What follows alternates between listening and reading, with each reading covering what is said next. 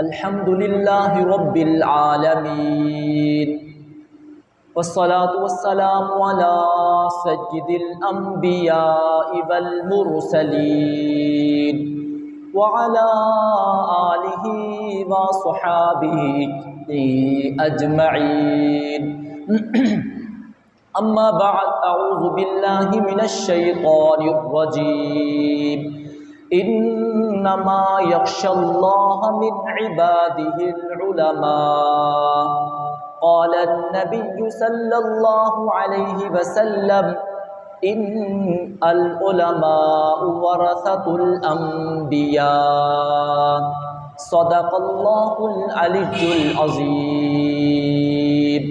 تمام حضرات عقیدت اور محبت کے ساتھ درود پاک پڑھ لیں۔ واجب الاحترام دوستوں، بزرگوں اور ساتھیوں، 1947 14 اگست کو پاکستان کا معرض وجود میں آنا، قیام پاکستان ہونا، اس میں علماء اکرام کی اور اہل ایمان کی بڑی قربانیاں ہیں۔ دو تحریکیں، ایک تحریک آزادی بر صغیر اور دوسری تحریک قیام پاکستان، ان دونوں میں علماء اکرام اور اہل ایمان نے بڑا کردار ادا کیا ہے۔ 1601 میں انگریز بمبئی کے علاقے پر ایسٹ انڈیا کمپنی کے نام سے تجارت کی غرض سے بمبئی کے ساحل پر اترا۔ اس کا مقصد تجارت کرنا تھا۔ تجارت کی ترقی کرتے کرتے ٹھیک 100 سال کے بعد 1701 کے اندر انگریز نے 4 صوبوں پر اپنا پرچم لہرا دیا اور قبضہ کر لیا۔ 1702 میں شاہ عبد الرحیم رحمۃ اللہ علیہ کے گھر میں ایک لڑکا پیدا ہوا جس کا نام شاہ ولی اللہ رکھا گیا۔ شاہ ولی اللہ محدث دہلوی رحمۃ اللہ علیہ نے مدینہ طیبہ میں ابو طاہر مدنی شیخ رحمۃ اللہ علیہ سے علم قرآن اور علم حدیث کو سیکھا اور پھر واپس ہندوستان میں آ کر قرآن و حدیث کی تعلیم شروع کر دی۔ 1762 کے اندر شاہ ولی اللہ محدث دہلوی رحمۃ اللہ علیہ دنیا سے رخصت ہوئے۔ 1772 کے اندر آپ کے صاحبزادے شاہ عبد العزیز رحمۃ اللہ علیہ مسند شاہ ولی اللہ پر بیٹھے۔ اللہ تعالیٰ نے شاہ ولی اللہ رحمۃ اللہ علیہ کو 4 بیٹے دیے۔ ایک بیٹا شاہ عبد العزیز، ایک بیٹا شاہ عبد الغنی، شاہ عبد القادر اور شاہ رفیع الدین۔ یہ 4 آفتاب و مہتاب تھے۔ جب 1772 کے اندر شاہ عبد العزیز رحمۃ اللہ علیہ مسند شاہ ولی اللہ پر بیٹھے، انہوں نے دیکھا کہ انگریز کے ارادے ناپاک ہیں۔ انہوں نے سب سے پہلا فتویٰ جاری کیا انگریز کے خلاف۔ شاہ ولی اللہ محدث دہلوی رحمۃ اللہ علیہ کے بیٹے شاہ عبد العزیز نے ان کے فتویٰ دینے کی وجہ سے مختلف تحریکیں اٹھی۔ سلطان ٹیپو اٹھا، اس نے بڑی فوج لے کر انگریز کا مقابلہ کیا۔ میر جعفر صادق کی غداری کی وجہ سے سلطان ٹیپو کو جام شہادت نوش کرنا پڑا۔ پھر سراج الدین دولہ نواب اٹھا، بڑی فوج لے کر انگریز کا مقابلہ کیا۔ میر جعفر کی غداری کی وجہ سے، منافقت کی وجہ سے مسلمانوں کو شکست ہوئی۔ پھر علماء دیوبند حضرات نے تھانہ بھون میں بیٹھ کر مشورہ کیا کہ انگریز کو بر صغیر سے کیسے نکالا جائے۔ ایک عالم نے کہا ہماری تعداد انگریز کے مقابلے میں کم ہے، ہم انگریز کا مقابلہ نہیں کر سکتے، مولانا قاسم نانوتوی رحمت اللہ علیہ بول پڑتے ہیں، فرمایا بتاؤ کیا ہم اصحاب بدر اور اصحاب احد سے کم ہیں؟ علماء نے کہا ہم اصحاب بدر اور اصحاب احد سے زیادہ ہیں۔ تو پھر مولانا قاسم نانوتوی رحمت اللہ علیہ نے فرمایا ہم انگریز کا مقابلہ کریں گے اور مسلمانوں کو بر صغیر میں آزادی دلوائیں گے، اس کے لیے ہمیں اپنی جان کا نذرانہ پیش کرنا پڑے، پیش کر دیں گے، اپنے بیوی بچے قربان کرنے پڑے کر دیں گے، اپنی جوانی کو قربان کرنا پڑا کر دیں گے۔ پھر 2 محاذ قائم کیے گئے، ایک شاملی کے میدان میں، ایک اس کا سپہ سالار حافظ ضامن شہید کو بنایا گیا، دوسرا محاذ قائم کیا گیا جس کا جرنیل مولانا امداد اللہ مہاجر مکی کو سرپرست اعلیٰ بنایا گیا اور مولانا جعفر تھانیسری کو جرنیل بنایا گیا۔ علماء کرام کا کردار تحریک آزادی بر صغیر کے اندر آج بھی چمک رہا ہے، ان کا کردار آج بھی چمک رہا ہے۔ ان 2 محاذوں کے اوپر علماء کرام نے اپنی جانوں کے نذرانے پیش کیے، یہاں تک کہ مولانا رشید احمد گنگوہی کو اسی محاذ کے اندر سر پہ گولی لگتی ہے، مولانا رشید احمد گنگوہی تڑپ جاتے ہیں، بینائی چلی جاتی ہے، آپ اس زخم کے اوپر ہاتھ رکھ کر بیٹھ جاتے ہیں۔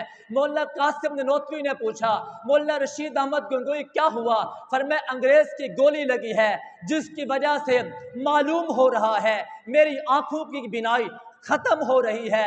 مولانا قاسم نانوتوی رحمت اللہ علیہ آگے بڑھ کر ہاتھ کے اوپر دم کر کے مولانا رشید احمد گنگوہی کے اس جگہ پر جہاں پہ گولی لگی تھی حضرت مولانا قاسم نانوتوی نے دم کر دیا، اسی وقت مولانا رشید احمد گنگوہی کو شفا مل جاتی ہے۔ مولانا رشید احمد گنگوہی نے فرمایا حضرت آپ نے کوئی آپریشن نہیں کیا، کوئی انجیکشن نہیں لگایا، کوئی مجھے دوا نہیں دی، صرف دم کیا ہے، بتائیں تو صحیح آپ نے کیا پڑھا ہے؟ مولانا قاسم نانوتوی نے فرمایا 3 مرتبہ ذات محمد کے اوپر میں نے درود پڑھا ہے اور اللہ سے دعا کی ہے مولا اس درود کی برکت سے میرے شاگرد کو مولانا رشید احمد گنگوہی کو صحت یاب کر دے۔ اللہ رب العزت نے 3 مرتبہ درود پاک پڑھنے کی وجہ سے مولانا رشید احمد گنگوہی کو شفا عطا کر دی ہے۔ تحریک آزادی بر صغیر میں علماء کرام نے اپنا کردار ادا کیا ہے۔ پھر انگریز نے سوچا، غور و فکر کیا، آخر یہ تحریکیں کیوں اٹھ رہی ہیں، کس وجہ سے اٹھ رہی ہیں؟ اس نے برطانیہ سے تجزیہ گاروں کو بلایا، تجربہ کاروں کو بلایا، انہوں نے آ کر وزٹ کیا اور آ کر بتایا مسلمانوں کے اندر جب تک 3 چیزیں رہیں گی، مسلمانوں کے اندر یہ جذبے ابھرتے رہیں گے، یہ جامع شہادت کا شوق ابھرتا رہے گا۔ پوچھا وہ کون سی 3 چیزیں ہیں؟ فرمایا سب سے پہلی چیز قرآن ہے، جب تک قرآن مسلمانوں میں قائم رہے گا مسلمانوں کو شکست نہیں دی جا سکتی، مسلمانوں کا جذبہ توحید ابھرتا رہے گا، مسلمانوں میں جذبہ شہادت ابھرتا رہے گا۔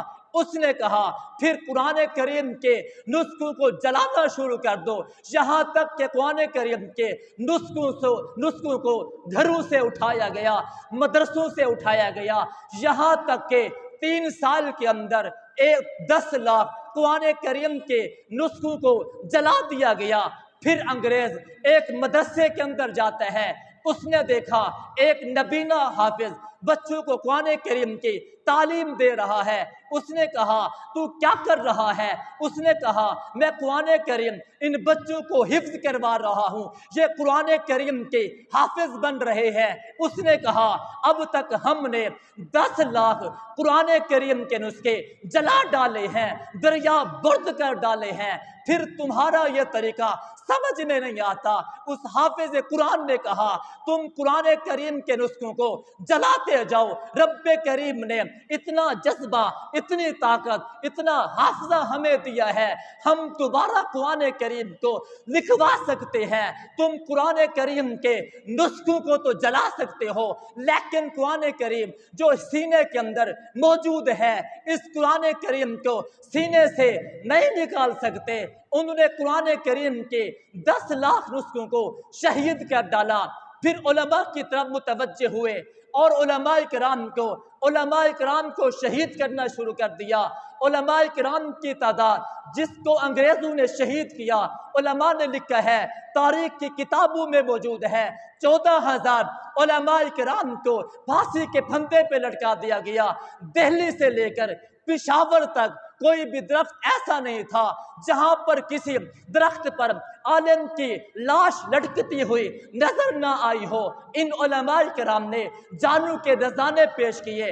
انہوں نے کہا قرآن کا پیغام ختم کر دیا جائے، نہ علماء کو ختم کر سکے، نہ قرآن کو ختم کر سکے، نہ قرآن کے پیغام کو ختم کر سکے۔ ایک انگریز مورخ نے لکھا ہے، میں ایک دلی کی جامع مسجد کے سامنے میں کھڑا ہوا تھا، میں نے خیمے کے اندر دیکھا، وہاں پر انسانوں کے جلنے کی بدبو آ رہی تھی۔ میں اس خیمے کے اندر گیا، میں نے دیکھا کہ کن لوگوں کو اس کے اندر جلایا جا رہا ہے۔ میں نے دیکھا ان کے سروں کے اوپر پگڑی تھی، ان کے چہرے کے اوپر سنت رسول سجی ہوئی تھی، اور انگریز تپتے ہوئے ان انگاروں کے اوپر، تپتے ہوئے کوئلوں کے اوپر علماء کرام کو لٹا کر کہہ رہا تھا، محمد مصطفیٰ کا دامن چھوڑ دو، اسلام سے وابستگی چھوڑ دو اور انگریز کا ساتھ دے دو، ہمارے ساتھ وفاداری کا اعلان کرو، محمد مصطفیٰ کے ساتھ وفاداری کا اعلان کرو۔ علماء کرام نے کہا کل بھی محمد کے غلام تھے، آج بھی محمد کے غلام ہے، تو ہمارے جسم کو جلا تو سکتا ہے لیکن عشق مصطفیٰ کو ختم نہیں کر سکتا۔ پھر 40 اور علماء کرام کو ان انگاروں کے اوپر لٹا دیا گیا۔ وہ جام شہادت نوش کرتے گئے، پھر بھی اعلان کرتے رہے، ہم عشق مصطفیٰ میں اتنے ڈوب چکے ہیں، امت مسلمہ کے ساتھ اتنی محبت کرتے ہیں، جانوں کے نذرانے تو پیش کر سکتے ہیں، انگریز کے ساتھ وفاداری کا اعلان نہیں کریں گے۔ یہاں تک کہ انگریز نے علماء کے اوپر ظلم و ستم کیا ہے۔ مولانا جعفر تھانسی نے اپنی کتاب کالا پانی کے اندر لکھا ہے، کئی علماء کرام کو گرفتار کر کے کالا پانی کے جزیرے میں بند کر دیا گیا۔ پھر اعلان ہوا انہیں امرت گڑھ ہندوستان کی جیل میں آباد کر دیا جائے، جیلوں میں ڈالا جائے، ہمیں وہاں رکھا گیا۔ پھر اعلان ہوتا ہے ان علماء کرام کو لاہور کی جیل کے اندر بند کر دیا جائے۔ مولانا جعفر تھانسی رحمت اللہ علیہ لکھتے ہیں، وہ جو جیل کا ظالم جابر تھا، سربراہ تھا، وہ اتنا ظالم تھا، اس نے ہر عالم کے لیے ایک پنجرہ بنوایا تھا۔ اس پنجرے کے اندر صرف کھڑے ہونے کی اجازت تھی، عالم بیٹھ نہیں سکتا تھا، کھانا بھی نہیں دیا گیا، پینا بھی نہیں دیا گیا۔ امرت گڑھ سے چلتے ہوئے جب یہ قافلہ لاہور کی دھرتی پہ پہنچا ہے، مولانا جعفر تھانسی کہتے ہیں وہاں پہ نکیلے پتھر لگا دیے گئے تھے، وہاں پہ زنجیریں لگا دی گئی تھی، وہاں پر تلواریں لگا دی گئی تھی، وہاں پہ نیزے لگا دیے گئے تھے۔ جب ریل کے اندر دھکا آتا تھا، علماء کے جسموں سے خون کے فوارے نکلتے تھے، یہاں تک کہ ہم لاہور کی دھرتی پہ پہنچے، ہمیں وہاں سے نکال کر کے اور اس سپریڈنٹ کے سامنے پیش کیا گیا۔ سپریڈنٹ نے کہا ان علماء کرام کو پھانسی کے پھندے پہ لٹکا دو۔ جب پھانسی کا پھندے پہ یہ علماء چڑھنے لگے، چہرے پہ مسکراہٹ آ گئی۔ ظالم نے کہا مسکراتے کیوں ہو؟ علماء نے کہا ہمارا مسکرانا اس وجہ سے ہے کہ آج جام شہادت پی کر محمد مصطفیٰ کی دربار میں جائیں گے، جام کوثر محمد مصطفیٰ کے ہاتھوں سے پیئیں گے۔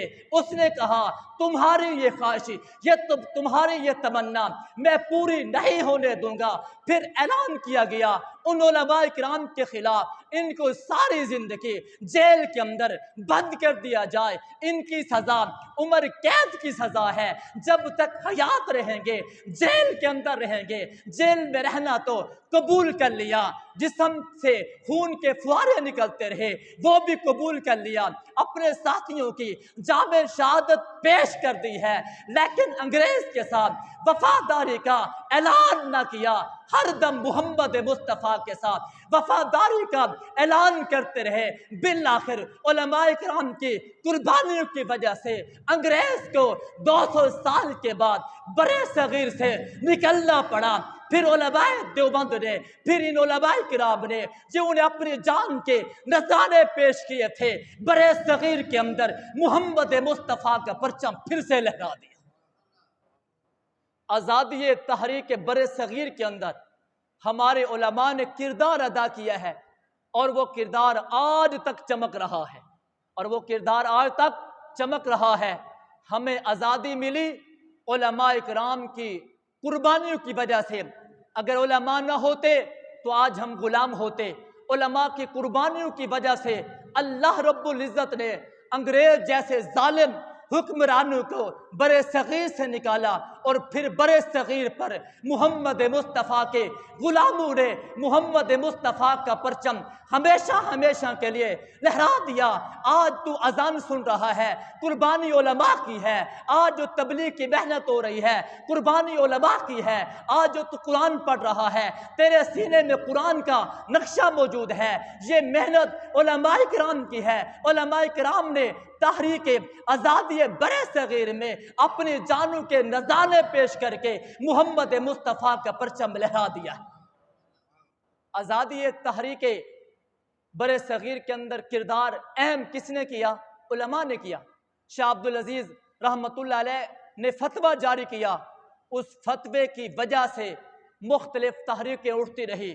کبھی تحریک ریشمی رومال اٹھی، کبھی تحریک شاملی کا میدان بنا، اور علماء نے اپنی جانوں کے نذرانے پیش کر کے برے صغیر سے انگریز کو نکالا ہے۔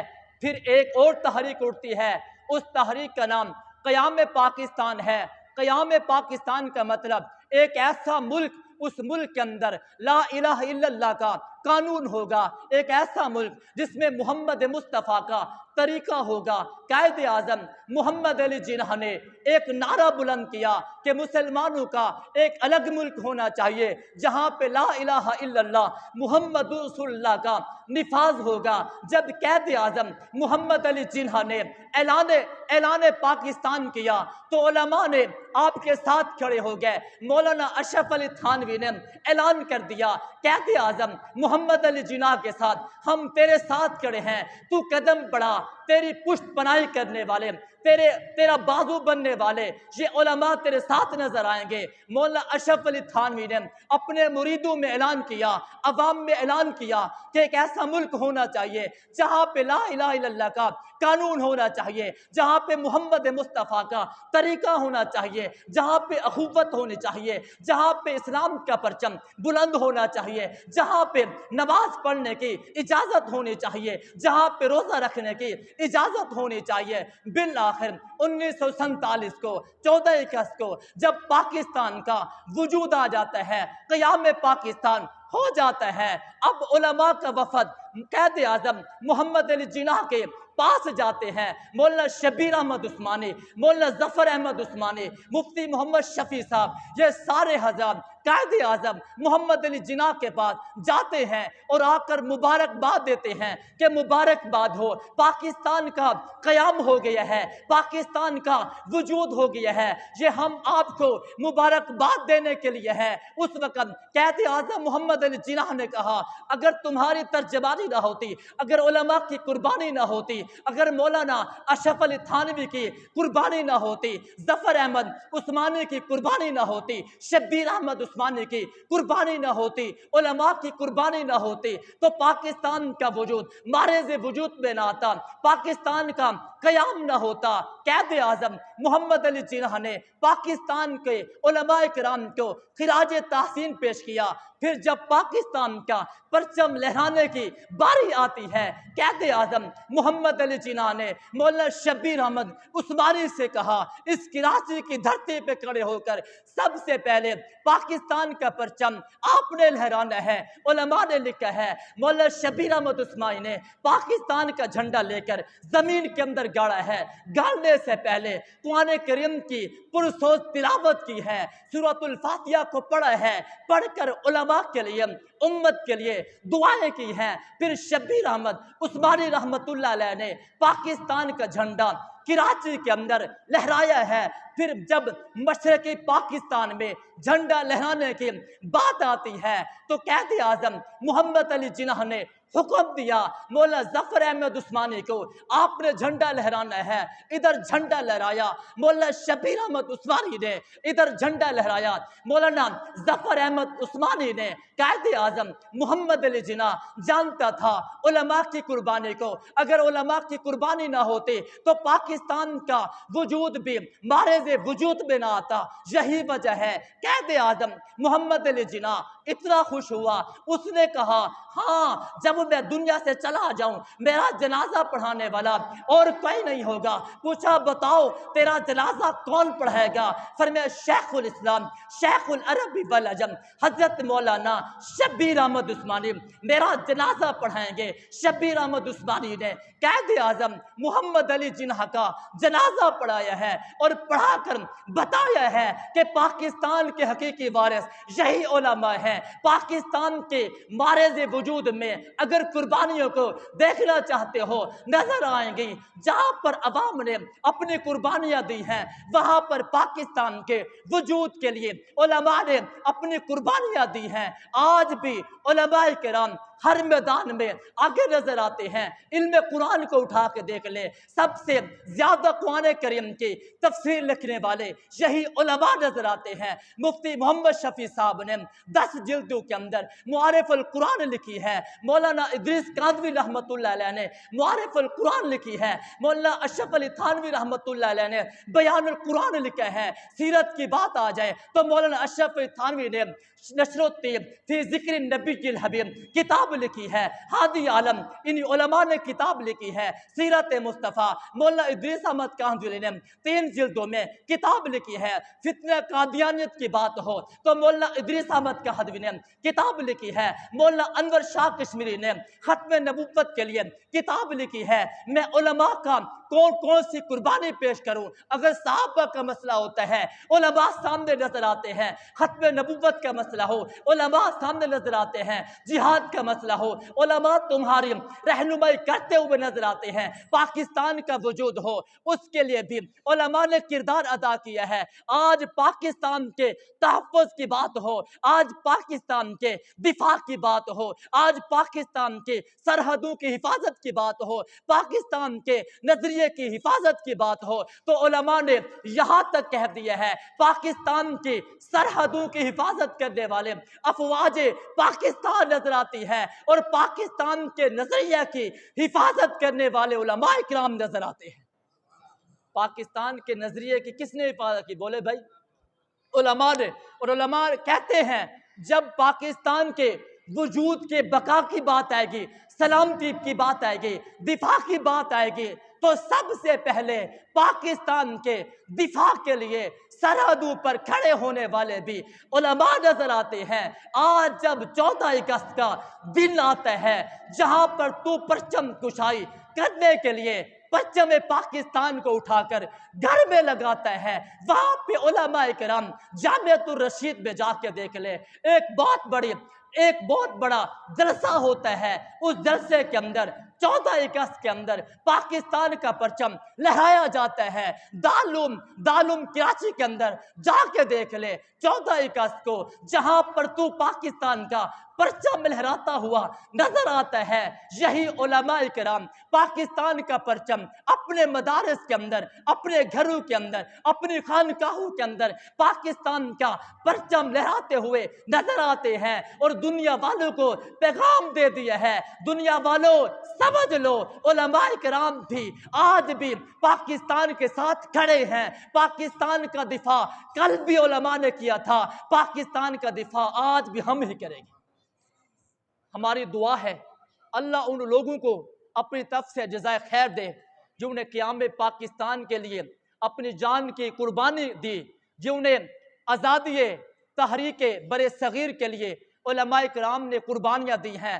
ہمارا سلام ہے ان علماء کرام کو، ہمارا سلام ہے ان نوجوانوں کو، ہمارا سلام ہے ان افواج پاکستان کے نوجوانوں پر جو ہر دم اپنے اس پاکستان کے وجود کی سلامتی کے لیے اپنی جان قربانی کرنے کے لیے اپنی جان کو ہتھیلی پہ کھڑے ہوئے رکھتے ہوئے پاکستان کی حفاظت کے لیے کھڑے ہوئے ہیں۔ ہم نے پاکستان کی سرحدوں کا بھی حفاظت کرنا ہے اور پاکستان کے نظریے کی بھی کیا کرنی ہے بھائی؟ حفاظت کرنی ہے۔ کل بھی پاکستان کے نظریے کی حفاظت آپ لوگوں نے کی تھی، آج بھی پاکستان کے نظریے کی حفاظت آج آپ لوگ کر رہے ہیں۔ پاکستان کا نظریہ ہے اللہ وحدہ لا شریک ہے، اس کے سوا کسی کی عبادت نہیں کی جائے گی۔ پاکستان کا نظریہ ہے محمد الرسول اللہ، محمد مصطفیٰ آخری نبی ہے، قیامت تک کوئی نبی نہیں آئے گا، چاہے جتنے بھی مسلمان، چاہے کتنے بھی کافر ایمان، چاہے کتنے بھی کافر نبی ہونے کا دعویٰ کر لیں، مسلمان پہلے بھی آقا محمد مصطفیٰ کو اپنا آخری نبی تسلیم کر چکے ہیں، قیامت تک محمد مصطفیٰ کو اپنا آخری پیغمبر، اپنا آخری نبی تسلیم کرتے ہیں، چاہے وہ قادیانی ہو۔ ہم ہر ایک کا نظریہ پاکستان کو سامنے رکھتے ہوئے رب کی توحید کا بھی تحفظ کریں گے اور رب کے محبوب پیغمبر کی ختم نبوت کا بھی تحفظ کریں گے۔ اللہ مجھے اور آپ کو عمل کی توفیق دے۔